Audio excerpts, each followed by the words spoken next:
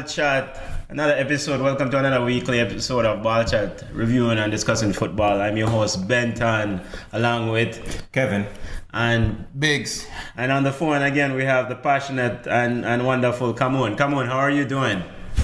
I'm good. Welcome back to the football discussion, the best program discussing football. Yeah. And as usual, we're going to discuss the week in football this week, and we're going to start off with our ballers and bug as usual.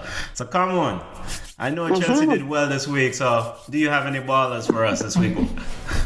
Yes. So I want to give mad props to Chelsea. So the entire team get my Baller of the Week trophy.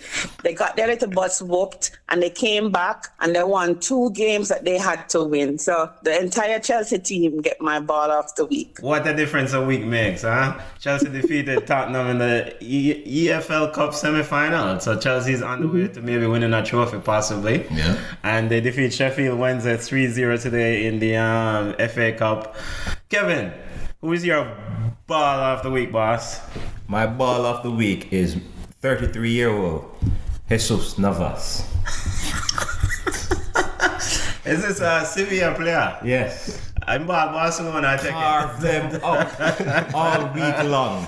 Carve them up. I think I was waiting for that somehow. Sevilla defeat Barcelona 2-0. How did Sevilla defeat Barcelona 2-0, boss? You the boss of fun? No, come on, you the boss of fun. Messi was on the bench, so you know how it goes. So 33-year-old Jesus Navas, the Manchester City reject, defeated Barcelona single-handedly almost. And carve them up through and through. It's Kevin's ball of the week. Biggs, your Right. ball of the week, boss. I'm going to switch sports, And I have to give the whole West Indies cricket team Wait, ball of the week. this is a football show. I know this, it's a Kevin. football show.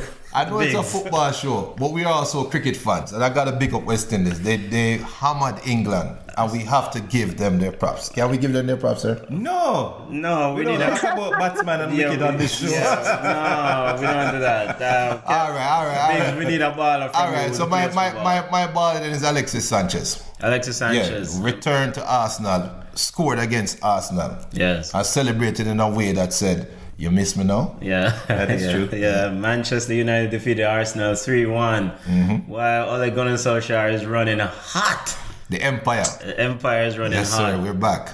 My ball of the week, it's Millwall. Even though they defeated Everton with a little teeth in goal, but Millwall defeated Everton in the FA Cup. And I'm sure there's someone out there who's going to have Marco Silva as your bug of the week. But let's get to the bugs of the week. Come on, who you have as your bug of the week? The entire Tottenham crew. The coach get the main trophy, and then everybody else gets some semi-little medal, participation medal. But the entire Tottenham squad, my bug of the week. But Tottenham lost a very impressive Chelsea. I don't forget bug of the week. Impressive. Chelsea. Let us move on. Let us not talk about that.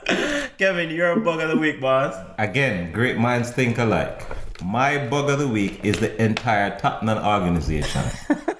Coach Pochettino and the front office, who has yet to get a player in the transfer market. You right? And see, Song is gone. He was out earlier this year, and now he's out again for the Asian Cup. And Prince Harry is hurt. And they cannot score a goal. Now you go into a semi-final leading 1 goal up in aggregate. Put 11 men in front of the goal and call it 1 good. They can't even afford to do that. Yeah. Then we see today they lose to a bug Palace side. Oh, they lost there to Crystal Palace. Crystal Palace gave them 2-0 in the FA Cup, and then in the league game, in the corner league, they lost ridiculously. So it's going to be a trophyless season. I squeeze in Manu for this because as this bug coach, them are run down. It's not. So Manchester United get a slight little bug from Kevin for chasing off Mauricio Pochettino. Oh, boy. A trophyless Mauricio Pochettino at Tottenham Hotspur. Look like it'll be another trophyless year again this year for them. Biggs. Yes, sir. Your bug of the week, sir. Arsenal. The Arsenal defense specifically. Unai Emery. I mean, watching Manchester United play against Arsenal, it was looking like Arsenal decided they wanted to defend with one less defender. Every attack from Manchester United included one extra attacker over the defenders. They don't have any spacing. They just... It's just horrible. It's just horrible. I'm happy. I'm happy, but it's horrible. I don't know what Unai Emery is thinking. Yeah, I mean the team it's 1 week it's good and next week is just shambolic. But the bad defense has been consistent week after week. However, they shut out Chelsea last week? No, well, it's not shut out Chelsea. Chelsea just can't score. So Arsenal's defense is big bug of the week, and my bug of the week. You guys been beating me on this about Marcus Silva. I'll just go ahead and put it out there. Yeah, Marcus Silva need to get some. I'm not gonna say anything violent, but Marcus Silva need to get it right at Everton. They've had a large investment in the off season, and to lose to Millwall. Come on, Marcus Silva. And yes, he has some legitimate gripe, and we'll get that in the FA Cup roundup in a little bit. And we'll segue to a football in Europe segment. And let's get to the FA Cup roundup. Main things that stood out this weekend in FA Cup football for you guys. Your top three main points in FA Cup football this week.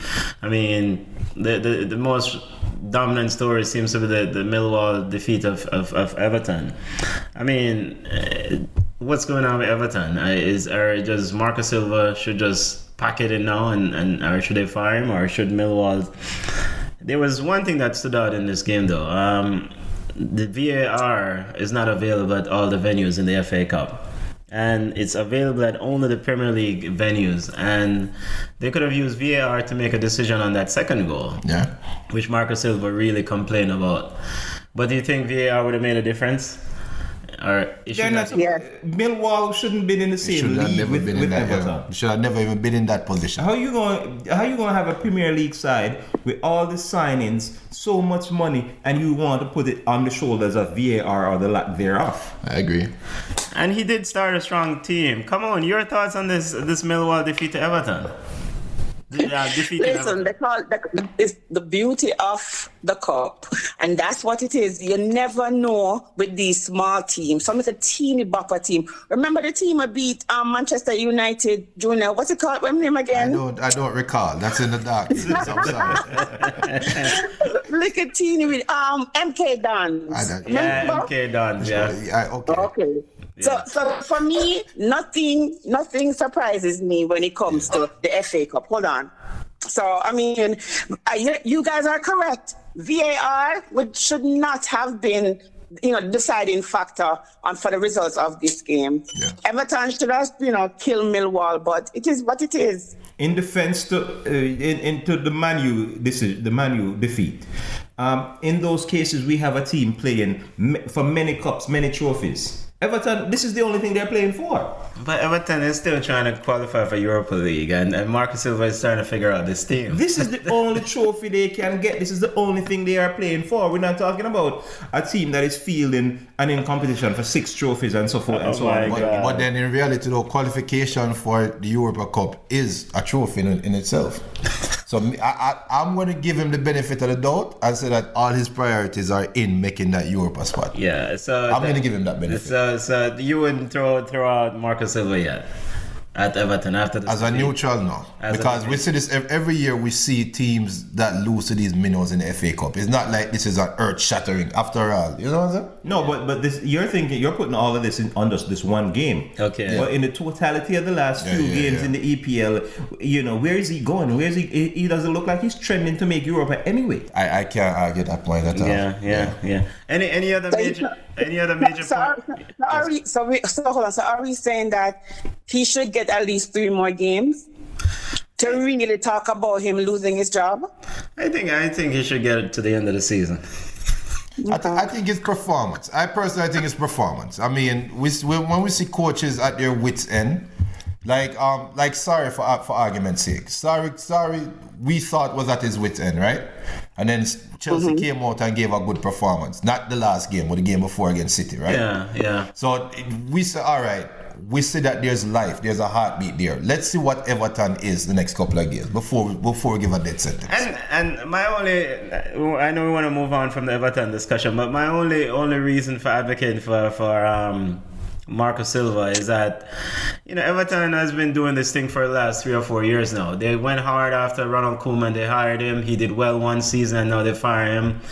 What is Everton going to go back to David Moyes? Because they still seems to are struggling to keep a stable coach in that position. We'll see. And they thought that Marco Silva was that guy. Out of all the coaches, Dame, that you could call, you're going to David Moyes. Well, he was the most successful one with them. And for them, they went after Ronald Koeman. They had him for, 1.5 years, 2 years. Then they fired him. They went hard after Marco Silva. Now he looked like he might not even make it to the end of the season. Yeah. Can we move on? Rightfully so. Another ugly incident marred this game, though. There were some clashes and some racism allegations that stood out in this game. I mean, it was ugly behind the scenes. So that's one of the big news around out of the FA Cup roundup. A fan apparently got injured. Mm-hmm. Another big news coming out of the FA Cup: Manchester United seems to continue to run. And maybe looking like they're gonna. Any thoughts on the Manchester? It was just a formality. No, it wasn't for me. It was a step in the right direction. It wasn't a formality. I myself thought that the luck or run would end, because I thought that Arsenal is prolific in the goal score. We know they leak defensively. Right. Yeah. But I did not expect. Arsenal had a whole bunch of possessions over them and so forth and so on. But United kept their shape, and it was a very workmanship win. They're very professional, right? Yeah, and this is not about playing with hype or playing with luck or playing with gusto. They're forming into shape as taking professional wins when things don't go their way. Yeah. I have nothing else to say. I'm a proud United fan. You're a proud United fan. You're smiling from ear to ear. Come on, any other thing that stood out for you in the FA Cup roundup? In FA Cup football? Apart from Chelsea's dominance. Yes. No. I wanted you. No, come on. I was waiting on you to jump on the Spurs and the Palace, the thrashing that Palace gave the Spurs. Yeah, but that was expected. Really, Palace? Tottenham. See, I am not on the, and I've said this maybe 4 or 3 episodes ago, that I am just not on the Tottenham wagon. I just don't think Tottenham is a good team. I don't think they have what it takes to be a force in the Premier League. I just think they're just lucky. Yeah. So when they beat Chelsea, I mean, I felt it in my gut. And we definitely remember that. So you didn't. All right. So Chelsea was impressive for you in the roundup. Manchester City dominate Burnley. Manchester City seems to be hitting the high notes. In regards to that Arsenal game, Koscielny is out for 2 months. He broke his jawbone. Yeah. So the defense going to even leak more now. And isn't the other one injured too? Who is that? We revisit, but the other defender, Mustafi. I think Mustafi hurt. No, he was just out. Coach's decision the last couple of times. He should stay injured. Yeah. All right, so that's it in our FA Cup roundup, and to discuss some news in Europe. The big news this week is Thierry Henry is officially out at Monaco.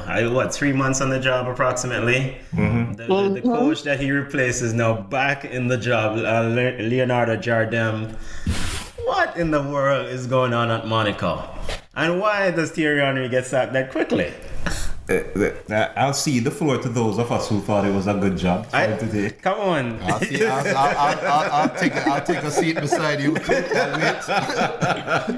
And for the record, just to put some backdrop in this, Thierry Henry said, I had multiple offers, quote, I had multiple offers when he took this job. He said, I had multiple offers, attractive offers, and he wanted to return to start his coaching career where he started his professional career. And he did. All right? So, be that as it may, what's your thoughts on this? Come on. You know what? I'm not a fan. I'm really not a fan.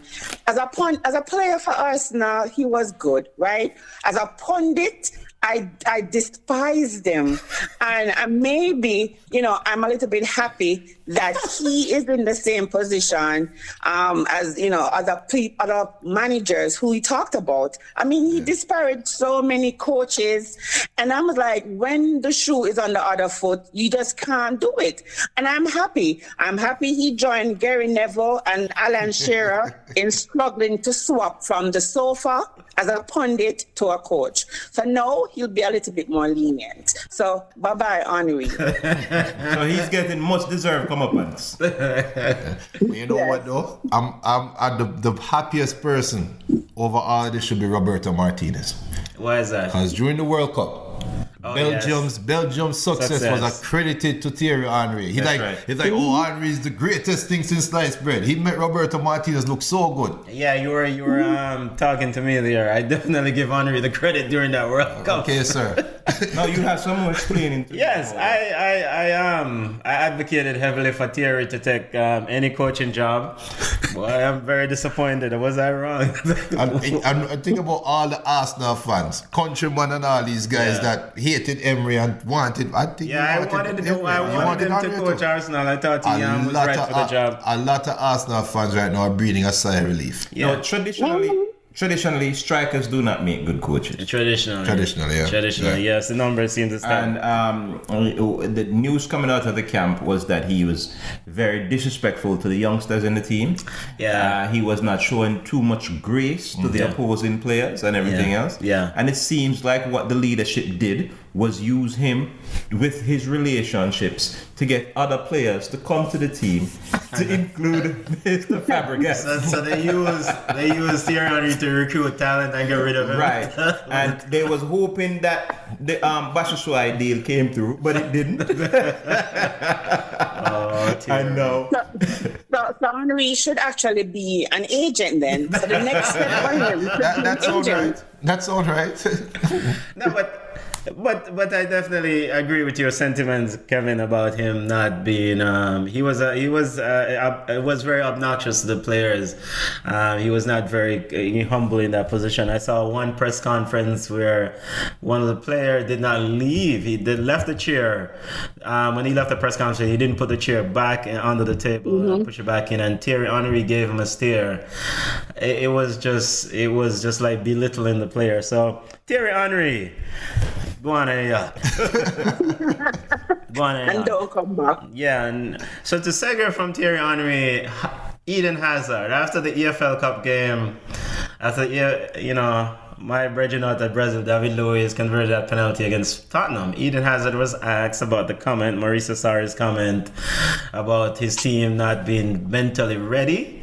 And Hazard's response is that I don't care. I does not care. I do not care. No. Is that a little bit disrespectful to Mr. Sarri? No. How does the star baller does not care what the coach said? No, exactly. I mean, a lion don't care about the opinion of a sheep. Simple. It's like you leave out a part-time court. The man said, I just play my football. It doesn't matter what the manager says, and it's true. What? Yeah, Hazard is there. Hazard is there to do a job. His job is to play his best football on the field. If Sarri in the locker room all caught up in his feelings, that's okay. So if a player is going to be, beaten down and then think about everything that the coach is saying and then go on the field and don't perform, I mean, that's not what he's there for. So I don't think it's disrespectful to say, listen, I don't care what coach wants to say. That's his opinion. I am going to go out there every time I put on the shirt and I'm going to give 100%. And look at it. He went out there and he gave 100%. He had an excellent game. So I don't blame him. Kevin, I said the same thing to my boss. Kevin and Biggs, your thoughts on this comment? I would like to ask Junior, as a man that lambasted players like Pogba, whenever he would smile when he's not supposed to smile, this and that. Like, what would you say about this quote-unquote blatant in your face? When Pogba smiled during the Jose Mourinho tenure. Let me tell you something. Hazard better hope he wins every game that he plays in after this.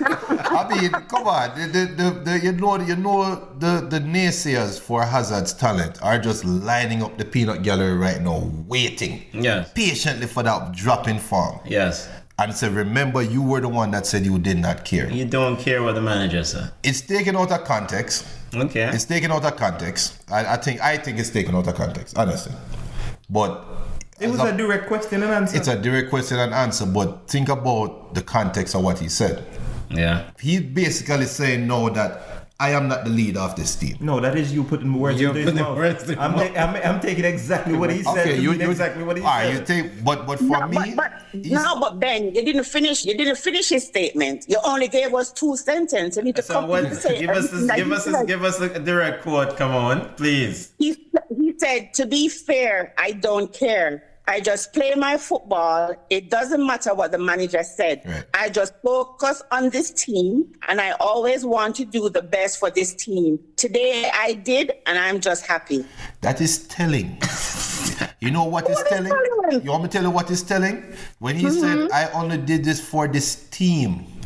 He said He says I always want to do the best for this team. All right, so he never said want to do it today. It mean overall once he's playing. But guess what? We never know. I'm not about to say because I don't think anything is wrong with what he's saying. He's just saying that. Hold on. Let Kevin. Let Biggs finish. Nothing is wrong with what he's saying. Yeah. But think about what he said for this team. All right. That he's saying sorry is not a part of the team he's talking about. And we will get to that in a little bit. We'll piggyback, but wait, before you even go that way and extrapolate to Sarri, Kevin, let's hear your thoughts on this, because I was thinking along those lines. My thoughts are simply, Eden Hazard is on his way out at the end of the year. He don't care. He doesn't care. He doesn't care. So, all right, so back to what you said about Sarri, Junior. You pretty much, is it your opinion that he thinks that Sarri is just one coach? It doesn't matter. I could be here longer than Sarri if I choose to. Yeah, and I think he's saying that me and some other players in the locker room can be here longer than you, Sarri. Going back to what you said at the start of the year, teams have visions and you have segments in team, and you have a segment that Chazard is obviously championing that is against Sarri. Which, come on, we'll definitely be happy with it. Yeah, she waving the flag for that side too. No, but how many coaches are they going to overthrow? Long time. In my phone, when I put the number sign, Sarri out come right behind it. When I push the hashtag, Sarri out just come. I don't have to type it out. It's already there. It's like one of my most used phrases. So you actually know where I stand when it comes to Sarri. I'm not a fan of Sarri. Kevin asked, though. But Sarri can go on. You hear what Kevin just asked? Leave the star and go on where I go. But you hear what Kevin just asked, though, right? Ask her again, Kevin. No, how many coaches are you going to overthrow? It don't really matter. This is not Arsenal. This is not winless Arsenal. This is not Arsenal without a major trophy. This is not Arsenal. We can get rid of how many coaches we want. Well, the Carling League trophy is not a major trophy either. Boy, this is just hurt. If I am Mauricio, and just let's look at this from the side of Mauricio Sarri, a person who's been given the helm of this job. I know. Here the player said, I don't care. Then I go into this locker room and bad up a Hazard when he doesn't play well. Let me tell you something. Forget about Mauricio Sarri. Think about the next coach. When the next coach come in and have this information in front of him, the first thing he's going to tell the Russian is, look, clean house. I'm not coaching none of these guys. Trust me. No, how many coaches are out there that has that kind of leverage? Well, so Roman will come down and coach side himself? No, but how many coaches will have that? I mean, these players don't come a dime a dozen, Right. So how many coaches going to come in with that leverage behind them, that kind of name recognition? I can tell you one. Jose Moreno. No, we're not. Maximo Allegri. Allegri. Okay. My day. All right, so we'll see how that plays out throughout the rest of the season. Eden Hazard continue. Hopefully, you have exceptional games from here on in. Cause we will be waiting. We will be waiting when you don't, and Mauricio Sarri will be waiting when you don't. So. Transfer deadline is this week in Europe, and one of the big news that's bubbling or about to boil over in the pot is Hudson Odoi of Chelsea has formally put in his transfer request. You know, there's words out there that Bayern Munich has put in as up the ante or up the bid to bring him. And why is Chelsea refusing to let this young man go? Chelsea's a collector of things, or people, I should say. Chelsea has Chelsea has the most players on the contract. Yeah, and they're all on loan. 42 on loan. 42 on loan.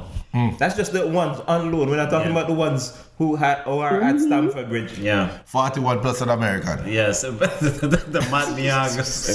Matt, whatever his name is. But Hudson Odoi will be a Bayern Munich player by the end of next week, right? You would think so. No, I think when he handed in his transfer window, Sarri just roll it up and put some tobacco in it and smoke it. He's not going anywhere. And then he had an excellent game today. And plus Chelsea don't have any strikers. Chelsea is banking on him being the future of the club. He had an excellent game today. They're not letting him go. I don't think it's about the money for them. Okay. They need help at his position as well. They do need help. And of course, with Eden Hazard on the way out in this potential summer, so... I thought it's not going anywhere either. Okay, we'll see. No, and I guess this is kind of a Chelsea focus. It's official. Higuain is in. We expect him to start midweek this week or get on the field in Premier League games coming up this week. So he's official. Is this a 6-month loan with a chance to sign him permanently? He played today, and he didn't look too bad. Against Sheffield Wednesday. Yeah, against Sheffield Wednesday. Let's keep it. And the mystery in all of this is Alvaro Morata.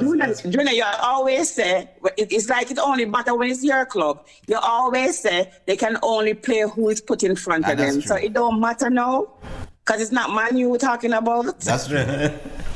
And the mystery in this transfer from Chelsea, Alvaro Morata goes to Atletico Madrid. He officially passed his medical. What is Diego Simeone doing with Alvaro Morata? What does not make any sense to me.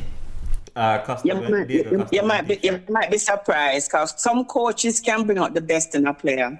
No, but Diego, I might be wrong. This is true. Diego Simeone like dogs, pit bulls who are fighters, who will. There's nothing about Morata that says a fighter. Have you seen a Chihuahua bark at somebody before? I'm just saying. Give the Chihuahua a chance, man. Give him a chance.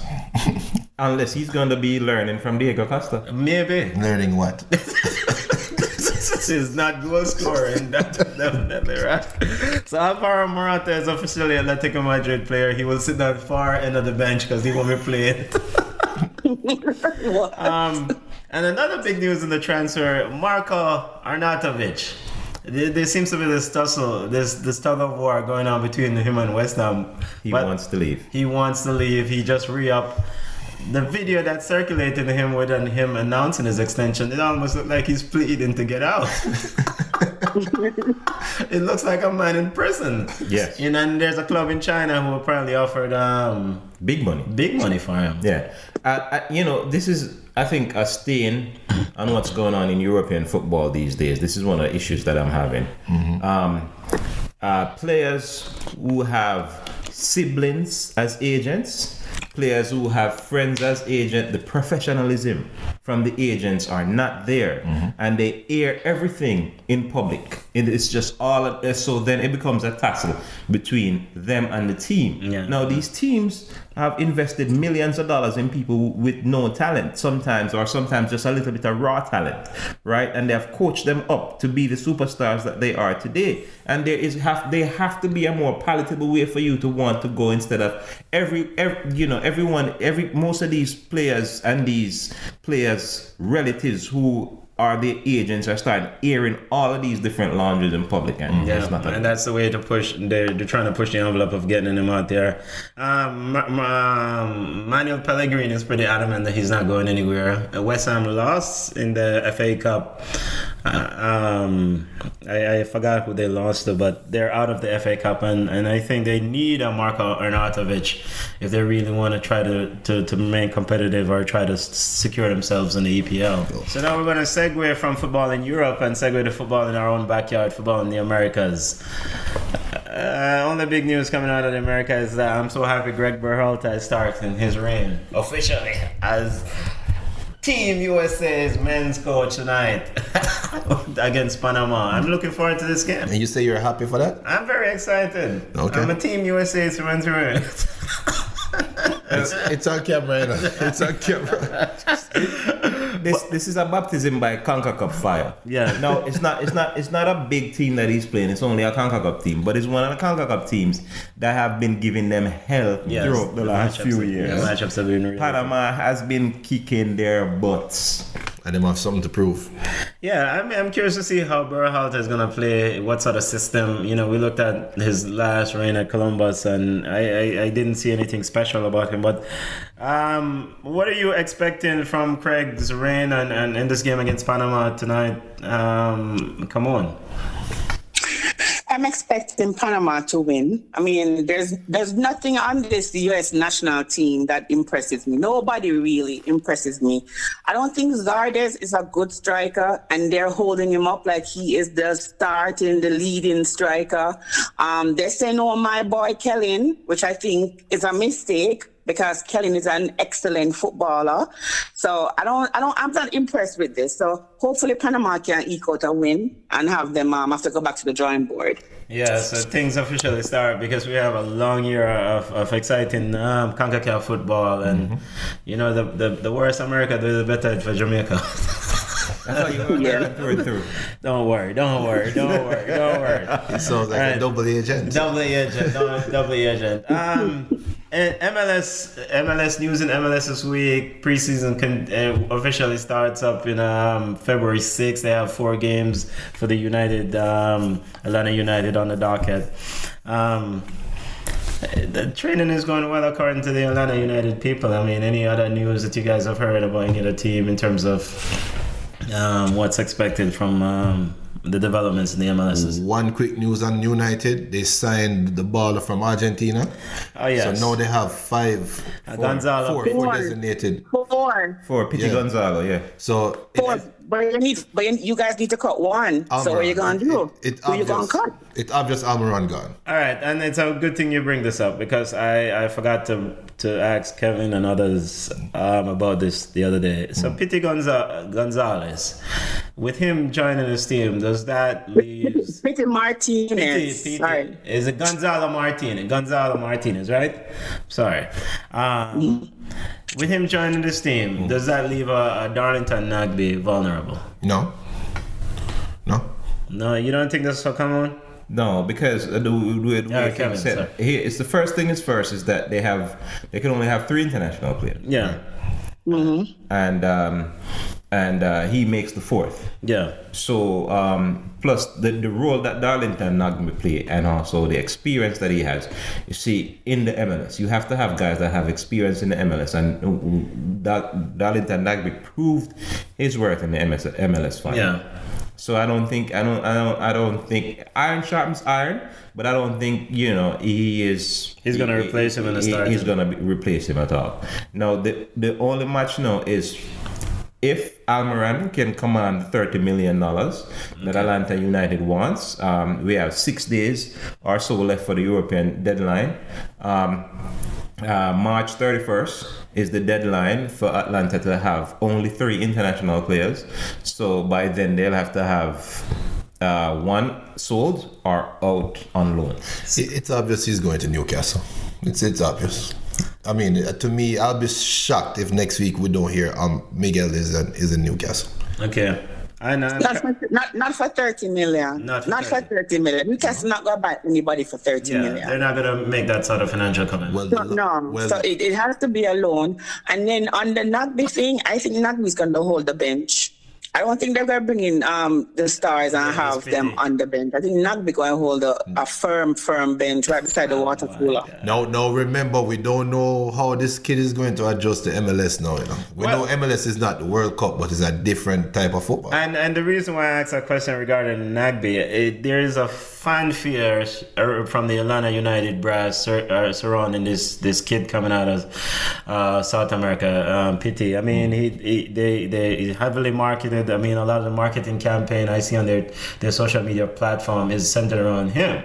So I do envision that he's going to be playing from probably the jump, provided that he's injury free. I mean, we saw the same thing with Gonzalez and Barco and Martinez as well. Okay. Atlanta is marketing these players to a largely Hispanic crowd, which is their fan base. Okay. And a lot of these Hispanics previously called places like Argentina home. Okay. So they're familiar with some of these players.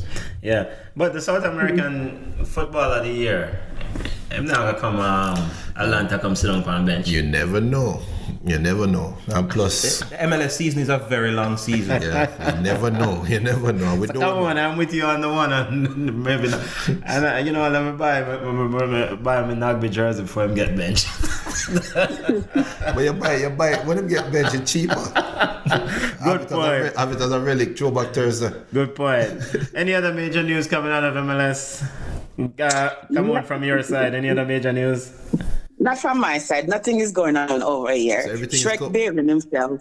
But Colorado Rapids, they turned down a $3 million offer for Kelly Acosta from an English championship side. So I don't know how that going to play into that. And then, as I said before, he got cut from camp, from the U.S. national team camp. So why that was would they the do only that? thing that I thought that was kind of weird. Yeah, I saw that with the Colorado side. Listen, I see MLS teams on wholesale these days refusing to sell players to European for pittance. And it's like things are looking up for the MLS, because not only are you used to take their old refuse, their old garbage like a Shrek. No, you're refusing. Hold on. The garbage kind of hard for the Manchester United. It's a tad bit harsh. I'm going to defend the Manchester United old boy, Old boy? Yeah, the old boy. That's an operative phrase. Old boy. So yeah, but it's $3 million low. Remember, last season wasn't his best season, and he was at FC Dallas. He was a homegrown player for FC Dallas, and he went to Colorado, and he's not doing well. So you think $3 million for a 23-year-old to Newcastle is like Newcastle to a championship side is low. Yes. Plus, I know that they're going to put Stella on. So you're going to keep him. And what if he gets injured, God forbid, or if next season is not his best season, then what are you going to do? That's a gamble you take. But $3 million, I think, is low. Yeah, MLS seems to be really high, really demanding more money right now. It's just like with this Miguel Almiron stuff, not to focus on Atlanta. I mean, Atlanta is demanding... 30 million allegedly. I don't think you get that sort of money, but yeah, MLS is but people are looking at the demand that Atlanta is demanding. How much did Atlanta pay for it? Yeah, 15. So why would you take less than what you paid, or take the price that you paid? Yeah. When you buy stock, you buy low and you sell high. 30 is ridiculous, Kevin. 30 is just ridiculous. Yeah, I think. Well, make me a counter. I'm not saying they're gonna get 30, but you can't try to give me 15. You're crazy. Yeah, but I think it seems like the practice now from MLS is that they want to try to get, hold on to these players or try to get as much money as they can for them as much as it. So I'm pretty surprised that Colorado turned on that decision. So they're trying to probably get 5 or maybe 7 for him. Right. But let's see. They don't want him. I heard 10. 10. But and on top of that too, there's another little excitement going on with Kaku at New York Red Bulls. I'm not sure if you've seen it, where the agent came out and basically compare New York Red Bulls to Hitler. Oh, really? Because they want to hold on to him. Because they want to hold on to him. Oh, my goodness. Is this another family agent? Sibling agent. A sibling agent. Yes. And it's a lot of drama in MLS because Gregory Van der Weel out in Toronto FC, him and Craig Vanny, they got into a fight, fisticuffs the other day, and so now he's officially leaving the squad, Toronto, and he played well for them last year. So he put out a statement. But he was always a diva. This is this first run. I mean, the entire season he has issues. I mean, he's just like that. So when you bring a diva into the club, what do you expect? Yeah, he put out a statement saying that he likes to be at a club that's committed to the same goals as he is. I guess Toronto is not. But big talk. All right, so to segue from our football in the Americas, to just get a little chime in on the Asia Cup. Quickly review some of the news that's coming out there. We always thought it was a formality. Qatar and UAE are in the semi-final. Kevin called them African All-Stars. Exactly. Are in the semi-final of the Asia Cup. Japan versus Iran is in the other semi-final. How does Qatar and UAE get into the semi-finals of the Asian Cup? Well, Japan and Iran and what's the other team? And Japan are in the other semi-final. Yeah, Iran and Japan are actually playing the Asia Cup final. The other two teams is just an African All-Star game. Isn't Qatar the team that kicked South Korea out of the tournament? Yes, Qatar defeated Son Min-young led. How many natural born Qataris were playing for the other team? Well, the oil money long. They are zero. The money long, so. When you say UB40? Yeah, the UB40 there. So UAE and Qatar is in the semi-final that's coming up tomorrow morning, and Iran and Japan. Iran and Japan plays tomorrow morning, and then Qatar and UAE play on Tuesday. Tuesday morning. Thank you, come on. And I'm gonna pick Iran to win this tournament. Win it all, yeah. Over Japan? Yes, I thought Iran looked really good in the World Cup. I was very impressed with them, so I'm gonna pick them. Japan is kind of old still, so. But the Qatar and the UAE, who you choosing? Does it matter? UAE. No, I pick Qatar. I pick Qatar to win it all. Yeah. I pick Qatar. I pick Qatar to win it all. Money goes a long way. Yeah. And who do you see winning these games? Come on. Who I see winning? Yeah. I'm going to go with UAE and Japan. And Japan to win it all. And Japan to win it all. To win it all. So to get in our preview and prediction segment and wrap up the show, Barca versus Sevilla, second leg of the Copa del Rey. Barca is losing or down 2-0. And old Jesus Navas, as Kevin eloquently put it earlier, tour into Barca. How do we see this one shaking out? They go to Barcelona this time. And this is on the 30th. This is what, 1/30th, so this is what, Wednesday? On Wednesday. I have Sevilla winning. There's no way Sevilla. All right, come on. I see Barcelona rallying, but they're going to fall short. If we had scored one goal down by Sevilla, we would be in a better position, but we're not. So I see Sevilla actually pulling this out. This is not a PSG versus Barcelona game where them come back and score a ton of goals. All right, and then Biggs. Nah, I don't know. Yeah. Barca's pedigree should shine through, but shine through without Ousmane Dembele. Well, yeah, Dembele is out for a few weeks, and Coutinho is not playing. I see Coutinho play today, played like garbage. Yeah, I think we should send him back to Liverpool. And I see the biter play. They put the back Liverpool, send him back for free. Yes. And then and Suarez is struggling. I think Suarez and Messi they're finished. They're on the wrong side. Last leg. We don't want Kevin Bowden finish. Kevin easy. That's easy. Both finish. But the guy Arthur came on today and he played well. So I mean, Coutinho just need his confidence come because at 1-on-1, usually he would have scored that. So Coutinho, you don't need no confidence. A year now, forget confidence. No confidence. You know what? It's okay. We need to come at Chelsea. Chelsea have a nice spot to him. Oh my God! And I'll pay 200 for him. Because we 200. sold him for 150. If you 200 expect, pesos. I mean, we sold him for 150 unless you expect Barca, your club Barca to give another club a discount. So Barca will win. Barca will win. Come on, Kevin Prince Boateng, the newly minted Barcelona forward, will score. You saw Prince Boateng playing in the first leg? Yes. Okay. Barcelona will win. All right, so. An old Prince Boateng again. Why? And then the big game in the EPL, Manchester City versus Arsenal. This game is on Sunday. Why? I don't even know how many Arsenal are going to get in this game. 5-1. Common sense will tell us 4 or that. 5. Yeah, common sense will tell us that. But Manchester City seems to be hitting they're playing some serious football. yeah, Outside of that, Arsenal has no defense. Arsenal has no defense. So I don't expect Manchester City to score less than 4 goals.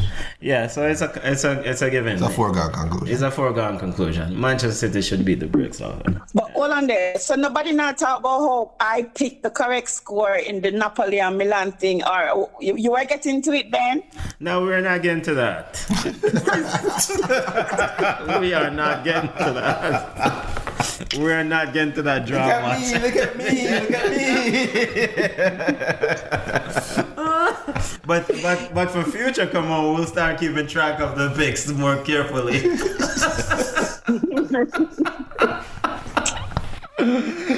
Alright. But yeah, the game ended in a draw between Napoli and Milan, and as expected, Napoli is not going to compete for the championship. As rightfully predicted by Camo. As rightfully predicted. Thank you very much. Right. Pat yourself on the back, because Kevin was here patting himself on the back when Chelsea lost a few weeks ago. Ball Chat. That's another fantastic episode this week. Link us up on Ball Chat 1 on Twitter, Ball Chat on podcast on Instagram, Ball Chat on Facebook, and what else? And subscribe to the YouTube channel. Yeah, we're on YouTube. We're on now. YouTube now. We're on YouTube. So all those listening on audio, you can also check us out on YouTube. For all those listening on YouTube, you can check us out on audio on Mixcloud.com.